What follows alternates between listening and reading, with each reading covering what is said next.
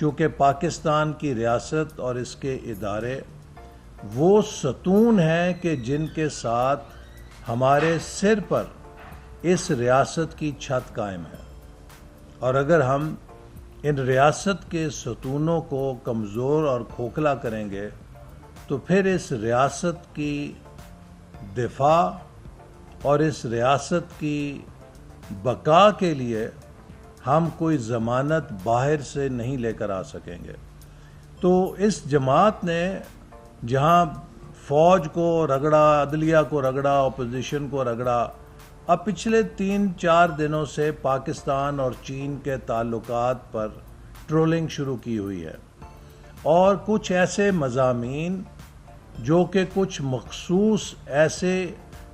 اداروں نے شائع کیے ہیں جن کا پاکستان چین کے متعلق یا چین سے متعلق ایک مخصوص ایجنڈا ہے، یہ تاثر دینے کی کوشش کی جا رہی ہے کہ خدا نخواستہ پاکستان اور چین کے درمیان تعلقات میں کوئی کمی آ گئی ہے، یا یہ خدا نخواستہ تعلقات ڈاؤن گریڈ ہوئے ہیں۔ حال ہی میں وزیر اعظم شہباز شریف نے جو چین کا دورہ کیا، میں سمجھتا ہوں کہ اس دورے کے بعد جو جوائنٹ سٹیٹمنٹ جاری ہوئی، پاکستان اور چین کے سفارتی تعلقات کی تاریخ میں یہ جامع ترین مشترکہ اعلامیہ تھا، جس میں سی پیک سے لے کر ملک کی سلامتی سے لے کر ہماری دفاعی ضروریات سے لے کر پہلی دفعہ پاکستان اور چین کے تعاون کو اسپیس کے شعبے میں بھی ایکسٹینڈ کیا گیا۔ تو پاکستان اور چین کا روایتی رشتہ جو ہم کہا کرتے تھے کہ ہمالیہ کی چوٹیوں سے بلند ہے، اب تو وہ ستاروں سے اور آسمانوں سے بھی بلند ہو چکا ہے، چونکہ ہم اس تعاون کو اسپیس کے شعبے میں بھی لے جا چکے ہیں۔ اور آپ کو معلوم ہے کہ 30 تاریخ کو مئی کی MM-1 جو ہمارا سیٹلائٹ ہے، اسے کامیابی کے ساتھ ہم نے چین کے اشتراک کے ساتھ لانچ کیا، جو ایک بہت بڑا مائل سٹون تھا پاکستان کے اپنے کمیونیکیشن کے نظام کے لیے، جس میں پاکستان کو بہت بریک تھرو ملے گا۔ اور اسی طرح آئندہ کا ہمارا ایک بہت ایمبیشس سول سائٹ پر اسپیس پروگرام ہے، جس کو ہم چین کے اشتراک سے آگے بڑھائیں گے۔ اسی طرح چین نے فیز 2 آف سی پیک کے لیے بھی بہت برملا کہا کہ پہلے مرحلے کی کامیابی کے بعد اب ہم ایک upgraded version of CPEC کے لیے تیار ہیں۔ اور اس جوائنٹ سٹیٹمنٹ کے بعد جو چین کے وزارت خارجہ کے ترجمان کے بیان ہے، میں سمجھتا ہوں کہ وہ پڑھنے کے بعد اور سننے کے بعد کوئی احمق ہی ہوگا جو یہ سمجھے گا کہ پاکستان اور چین کے تعلقات میں کسی قسم کی کمی آ رہی ہے یا اس کا سٹیٹس کمتر ہوا ہے۔ بلکہ ایک اگر آپ پرائمری سکول کے بچے کو بھی پوچھیں گے تو اسے بھی سمجھ لگ جائے گی کہ اس دورے کے بعد اس تعلق کے اندر مزید گہرائی واقع ہوئی ہے، اس تعلق کے اندر نئی بنیادیں تعاون کی تلاش کی گئی ہیں، اور جو پاکستان چین کا ایک ہمیشہ کا مستحکم رشتہ ہے وہ نئی بلندیوں کی طرف بڑھا ہے۔ اور میں آپ کے ساتھ وہ شیئر کرنا چاہتا ہوں کہ جو ان کے ترجمان نے ابھی حال ہی میں وضاحت جب دی اور کہا کہ پریزیڈنٹ شی جن پنگ stressed that the China-Pakistan all-weather strategic cooperative partnership has been continuously deepened with a solid public opinion foundation, strong endogenous driving force and broad development prospects. China is willing to firmly support Pakistan, tighten the ties of cooperation, deepen strategic coordination. آپ مجھے بتائیے کہ کیا یہ تعلقات کی کمی میں کہا جاتا ہے کہ ہم جو اسٹریٹجک کوآرڈینیشن ہے اس کو مزید گہرا کرنا چاہتے ہیں and accelerate the construction of a closer China Pakistan community with a shared future in the new era. اور اس کے ساتھ پھر انہوں نے کہا کہ the two sides highly appreciated the positive role of the China-Pakistan economic corridor in promoting Pakistan's national development and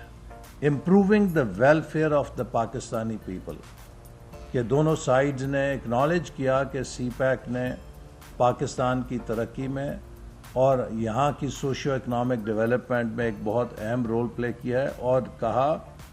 کہ اس کے ساتھ اس پر بھی اتفاق کیا گیا to promote the high quality joint construction of the China Pakistan economic corridor to go deeper and more practical with the creation of an upgraded version of the China-Pakistan economic corridor as the center so as to better help Pakistan's economic and social development. اب آپ مجھے بتائیے کہ جب چین اور پاکستان کی مشترکہ اعلامیہ اس بات کا اعلان کر رہا ہو کہ دونوں ممالک نے اپنے تعلقات کو مزید گہرا کرنے پر اتفاق کیا، اور چین کی وزارت خارجہ نے اس کی تشریح چین کے صدر جناب شی جن پنگ کے الفاظ کے ساتھ یوں کی کہ یہ تعلقات اب مزید گہرے ہوں گے اور پاکستان اور چین کا تعاون مزید نئے شعبوں میں جائے گا. اس کے بعد اگر کوئی یہ کہے کہ چین اور پاکستان کے تعلقات میں خدا نہ خواستہ کمی ہو گئی یا چین نے پاکستان کو ڈاؤن گریڈ کر دیا، تو یہ کسی دشمن کا پروپیگنڈا تو ہو سکتا ہے، یہ کسی پاکستانی کی بات نہیں ہو سکتی. میں بہت ادب سے اپنے پی ٹی آئی کے دوستوں سے کہوں گا کہ اپنی سیاست اور ریاست کے مفادات میں فرق کرنا سیکھیں. آپ اپنی سیاست کی نظر اور بھینٹ ریاست کو نہیں چڑھا سکتے. آپ اگر ریاست کے مفادات کے ساتھ کھیلیں گے تو پھر آپ کے ساتھ آنی ہاتھوں سے نپٹا جائے گا، اس لیے کہ جو ریاست کو نقصان پہنچانا چاہتا ہے وہ ملک کا بہی خواہ نہیں ہو سکتا. ہمارے آپس کے اختلافات ہو سکتے ہیں، ہم چیزوں کے اوپر مختلف رائے رکھ سکتے ہیں، لیکن اس کا قطعاً یہ مقصد نہیں ہے کہ ہم پاکستانی ریاست کے مفاد کے ساتھ کھیلیں. اور ہم نے جو حلف اٹھایا ہے، جو آئین پاکستان کی حفاظت کا حلف اٹھایا ہے، اس میں یہ بات بھی شامل ہے کہ ہم پاکستانی ریاست کے مفادات کا بھی دفاع کریں گے. تو میں سمجھتا ہوں کہ پاکستانی قوم کو مبارکباد دینا چاہتا ہوں کہ چین اور پاکستان کے تعلقات وزیر اعظم شہباز شریف کے کامیاب دورے کے بعد مزید گہرے ہوئے ہیں، مزید جامع ہوئے ہیں، مزید مضبوط ہوئے ہیں، اور اب ہم ایک سی پیک کے اپ گریڈڈ ورژن کی طرف آگے بڑھ رہے ہیں. اور اس مقصد کے لیے جو حال ہی میں وزیر اعظم نے، شہباز شریف صاحب نے وہاں پر چین سے صنعتی اور زراعت کے شعبوں میں اور ٹیکنالوجی کے شعبوں میں تعاون کی بات چیت کی، اس کی روشنی میں ہم نے ministry of planning and development میں ایک نیشنل اکنامک ٹرانسفارمیشن یونٹ بھی قائم کر دیا ہے. چونکہ یہ دورہ اتنا کامیاب تھا اور چین نے پاکستان کو اس کے ترقی کے منصوبوں کے لیے اتنے بھرپور تعاون کا یقین دلایا کہ ہم نے ایک نیشنل اکنامک ٹرانسفارمیشن یونٹ قائم کیا ہے جو چین کے نیشنل ڈیولپمنٹ ریفارم کمیشن کے ساتھ مل کر پاکستان میں وہ منصوبے جاری کرے گا اور وہ اصلاحات جاری کرے گا کہ جس سے ہم اپنی زراعت کو، اپنی صنعت کو، اپنی برآمدات کو، اپنی ٹیکنالوجی کو، اپنی پروڈکٹیوٹی کو تیزی کے ساتھ بڑھا سکیں۔ اسی دورے میں وزیر اعظم شہباز شریف صاحب کی درخواست پہ چین کی سب سے بڑی جو ٹیلکو یا ٹیلی کمیونیکیشن کی کمپنی ہے ہواوے، اس نے سالانہ 3 لاکھ نوجوانوں کو آئی ٹی میں تربیت دینے کا وعدہ کیا ہے، اور اسی طرح شہباز شریف صاحب نے 10,000 پاکستانی زراعت کے اسٹوڈنٹس اور زرعی سائنسدانوں کی چین میں تربیت دینے کا اعلان کیا ہے، تاکہ ہم چین سے جو جدید ٹیکنالوجی ہے اس کو زراعت کے شعبے میں لے کر آ سکیں اور اپنی زرعی پیداوار کو کئی گنا بڑھائیں۔ تو ہمارا ایجنڈا پاکستان کی ترقی ہے، ہمارا ایجنڈا پاکستان کے نوجوانوں کو وہ ہنر دینا ہے، وہ سکلز دینا ہے، وہ تعلیم دینا ہے اور وہ علم دینا ہے کہ جس سے وہ ڈیجیٹل ریولوشن کے اندر پاکستان کے مایہ ناز کارکن بن سکیں، پاکستان کے پروفیشنل بن سکیں۔ ہم نوجوانوں کو سوشل میڈیا پہ ٹرولنگ اور گالی گلوچ کی تربیت نہیں دینے پہ یقین رکھتے۔ ہم سمجھتے ہیں کہ یہ نوجوان پاکستان کا قیمتی اثاثہ ہے اور ان کو نفرت سے پاک کر کے ان کو ہم نے بہترین سکلز دینے ہیں، تاکہ ہم اگلے 24 سالوں کے اندر جب پاکستان 100 سال مکمل کرے گا تو یہ نوجوان پاکستان کی کامیابی پر فخر کر سکیں۔ تو انہی الفاظ کے ساتھ میں ایک بار پھر کہوں گا کہ ہمیں پاکستان کی ریاست اور اپنی سیاست میں فرق سیکھنا چاہیے۔ احسن صاحب یہ رہنمائی کہ عسکری اداروں کی جانب سے یہ کہا جاتا ہے کہ ڈیجیٹل دہشت گردی جو ہے وہ نامنظور ہے اور اس کا قلعہ گما کیا جائے گا۔ آپ نے ٹرول گردی کہہ دیا، آج نیا لفظ آ گیا۔ ان کے خلاف کاروائی تو ہو نہیں پاتی، ان کے خلاف کاروائی نہ حکومت کرتی ہے نہ ریاست کرتی ہے، تو پھر کیا ہمسایہ ملک کو ریکویسٹ کی جائے کہ ان کے خلاف کاروائی کریں؟ ابھی جو حال ہی میں ورلڈ اکنامک فورم ہوا ڈیووس کے اندر، جس میں پوری دنیا کی سیاسی قیادت اور بزنس لیڈرشپ اکٹھی ہوتی ہے، وہاں پہ ہیڈز آف اسٹیٹ بھی آتے ہیں اور وہاں پہ فارچون 500 کمپنیز کے سی اوز اور چیئرمین بھی آتے ہیں۔ تو وہ ان سے ایک سروے کیا گیا کہ دنیا کو پہلے 10 کیا خطرات یا رسکس درپیش ہیں، what are the top 10 risks that the world is facing. آپ کو پتہ ہے کہ انہوں نے نمبر 1 رسک دنیا میں کیا قرار دیا؟ مس انفارمیشن۔ یہ مس انفارمیشن ایک اتنا بڑا ہتھیار بن چکا ہے کہ جس سے آج سوسائٹیز کے اندر ڈی سٹیبلائزیشن پیدا کی جاتی ہے، پولرائزیشن پیدا کی جاتی ہے، اور اگر آپ اس کو ایک بلینک چیک دیں گے، اس کو اگر آپ فری فار آل کریں گے تو کبھی بھی آپ کے ملک کے اندر سٹیبلٹی نہیں رہ سکتی۔ آزادی رائے کا احترام کرنا ہم سب کا فرض ہے، لیکن آزادی رائے کا یہ قطعاً مقصد نہیں ہے کہ ملک کے اندر مستقل فتنہ فساد کا ہیجان پیدا کر کے پاکستان کی معاشی ترقی کو سیبوٹاج کیا جائے، پاکستان میں سرمایہ کاری کو سیبوٹاج کیا جائے اور پاکستان میں آنے والے انویسٹرز کو ہراساں اور خوفزدہ کیا جائے کہ پتہ نہیں کل کو یہاں کیا آگ لگ جانی ہے، کیا جنگ ہو جانی ہے۔ دنیا میں جس ملک نے بھی ترقی کی ہے اس نے 4 چیزوں کو پیدا کیا ہے: امن، استحکام، پالیسیز کا تسلسل اور اصلاحات کا ایجنڈا۔ اگر یہ 4 چیزیں کسی ملک میں نہ ہوں تو آپ دنیا کے بہترین دماغ لا کے ساری دنیا کی دولت وہاں اکٹھی کر دیں، وہاں پر کچھ نہیں ہو سکتا۔ تو اس لیے اب ہم کسی کو اجازت نہیں دیں گے۔ آپ سیاست ضرور کریں، آپ نے ووٹ لیے ہیں، آپ ٹی اے ڈی اے بھی لے رہے ہیں اسمبلیوں کے اندر، تو اسمبلیوں کے اندر آ کے سیاست کریں، بات چیت کریں، مکالمہ کریں، مکالمے کے ذریعے مسائل کو حل کریں. لیکن یہ بات اگر آپ چاہیں گے کہ آپ ایک طرف اسمبلیوں میں بیٹھ کے ٹی اے ڈی اے بھی وصول کریں اور اس کے بعد سڑکوں پر آ کر آپ انتشار بھی پیدا کریں،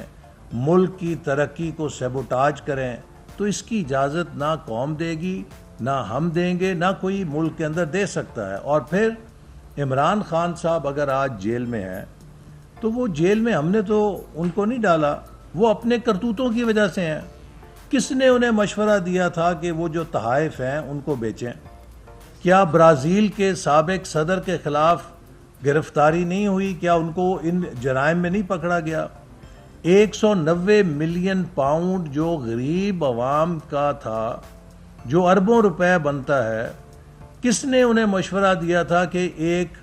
اپنے ذاتی دوست کے اکاؤنٹ میں اس کو ٹرانسفر کر دیں اور پاکستان کے ریاست کے اکاؤنٹ میں اس کو نہ آنے دیں؟ سوال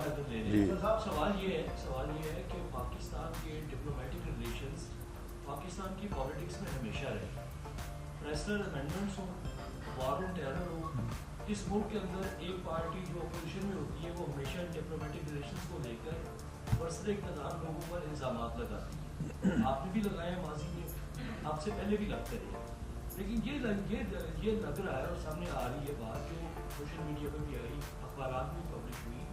کہ آپ پی ایم کے جیسا بھی یہ دورہ ہوا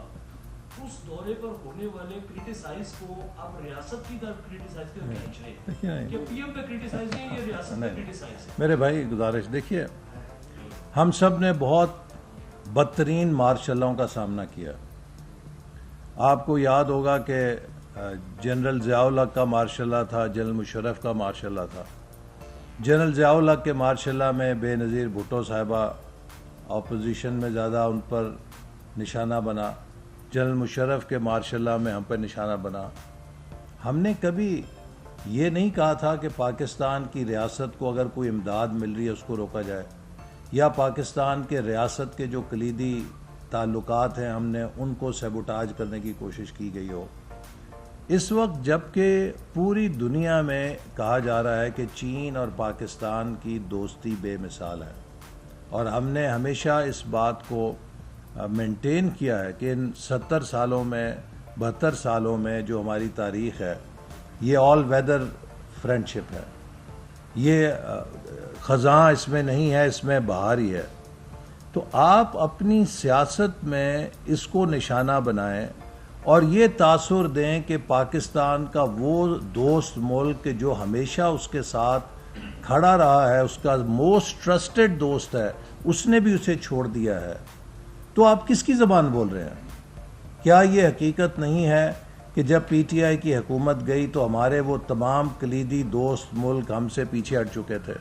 ہمارے سعودی عرب کے ساتھ تعلقات میں سرد مہری آ چکی تھی، ہماری یو اے ای کے تعلقات میں سرد مہری آ چکی تھی،